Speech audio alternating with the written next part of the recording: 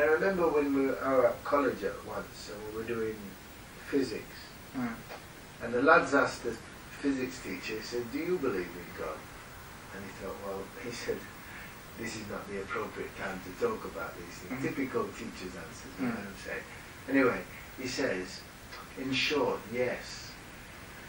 And they said, why? He says, well, everything I see that's had order and uniformity has got to come from the mind. So however you describe him, there's got to be a superior being behind all these things. That's from what he thinks. Well, you see, his reasoning is good.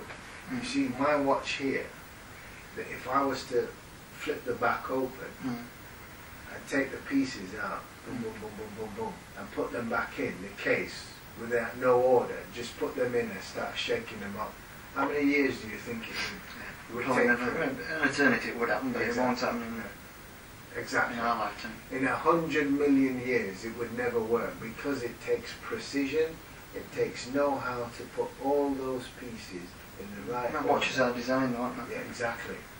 Now when you look at the human body is far more designed than a watch. Designed or complex? Well, when you look at the eye, many things like the camera, really complex.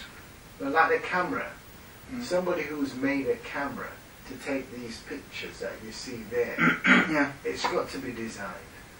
And that is a crude imitation. I mean, we've got proof that cameras are made and watches. Yes. Because men make them, you know. Right. We've got factories. What we're saying is, in order to get that kind of precision to make these things, it's got to be thought out. It's got to be designed. So the thing is, the more complex something is, the more it needs a mind to design it. How complex is God? Well, that we don't know, and that we will probably never ever know. Well, it must be at least as complex as us. If not more. Well, what have we just said a minute ago? Right. If something's complex, it needs a mind to create it. Yeah. But you just said God's complex. Well, I'm sure he is. So who created God? Doesn't necessarily. Now that's the thing. Our minds has seen a beginning of most things. We can't comprehend that something has never ever been created. No, I'm using your principle. Yeah. Complexity is designed. Yes. But God's complex. Well, It's either is designed or it ain't. well, Jehovah, the person, he would be complex. That's Not designed. But he's not. He doesn't have to design himself. He's the original. The buck stops with him because of his. Hold on. That's your argument, isn't it? Yeah, hold on. What I'm saying is, his complexity, his mind, he starts to create things. So, but he wasn't designed. No, his creation will reflect his complexity. So but your argument for design was complexity. You said 2 minutes ago, if something's so complex, it must be created by a mind. That's right. But God is so complex, even more so. But he's not created by a mind. But the point the argument's not straight up. What I've just said to you is, that for something to be complex, there has to be a mind, as you said. Yes. Yeah. Now, God is a complex God. Now, everything that He creates will have a degree of complexity about it. If He exists, yeah, but your argument for His existence is the complexity of such as us. Yes, we are complex because we're designed by a complex God. That's what you believe, yeah. That's His stamp. But your argument is complexity needs a mind to create it. Yes. God is complex and doesn't need a mind to create it. So your argument's nullified straight away. You're assuming that He's been created, though. No, you are. No, I didn't say He was. Well, if you're saying complexity can exist and not be designed. No, I didn't. No. But you are. I'm saying because you're saying God's complex, He exists and wasn't designed. Yeah, but He wasn't created, though. Exactly, but it's complex. And you said complexity needs a mind to create it. Yeah, but He's the first cause. He starts everything off.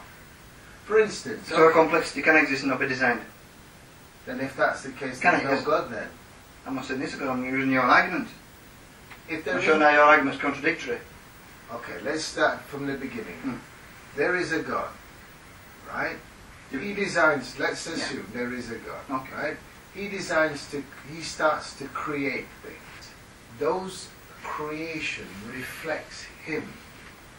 So what I'm saying is, if there's a God, he starts to create things. Now, he is a complex God, or let's say, whatever his characteristics are, it's reflected in his creation. Like, for instance, when you see a painting, you can tell that's a Renoir because he has a certain style about it that's only characteristic to him. Now, one of God's characteristics is his complexity. So, as he creates things... But you're using complexity as an argument for design. Yes. But it can't be because God's complex and is not designed.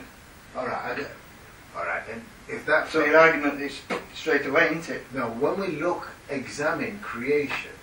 That's not an argument for God's existence, saying, look at his creation. Right. But you first got to assume they exist. Okay then, you give me the alternative then. You tell me, how else could all these kind of creatures, beings, how could they come into existence? I'm happy to say, I've no idea. Yeah. One of the things of why I became a witness is that I went through this publication about life, how did it get here, by evolution or by creation. And there is more evidence that supports towards a creation than there is in evolution. Can you name some examples? Well, the first thing is evolution says that We've got to remember though, evolution does not mean no God. It isn't evolution or God, one or other. Well, some people do think that. You might think that, but that's not the case. God could have triggered evolution into play. Well, according to the Bible now. Well, I know many liberal Christians who agree with evolution. But you see, again... Like I said, evolution is not no God, so you know, don't be thinking it's either evolution or God. If I show evolution's wrong, that means I'm right. I have to believe that there is a God. I can imagine. Now, without the Bible, if you told me that there isn't a God, I still couldn't believe that.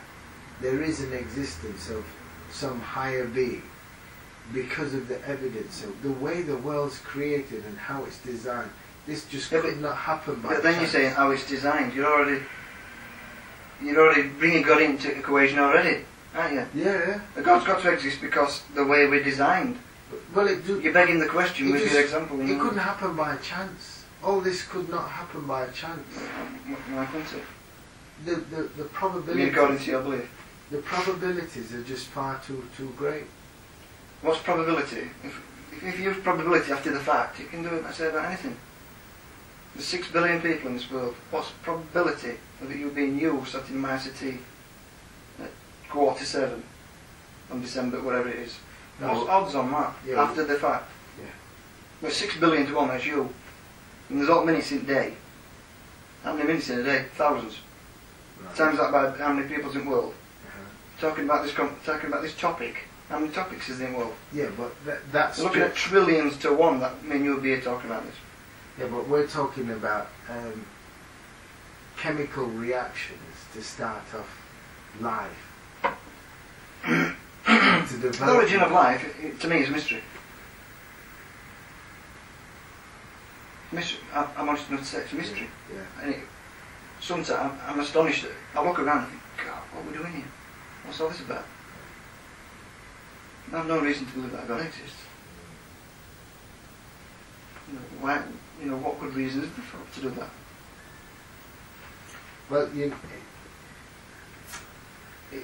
a lot of people have been scarred with tragic things that's happened around them. They've been told so much garbage over the years that their heart becomes hardened towards an existence of a God.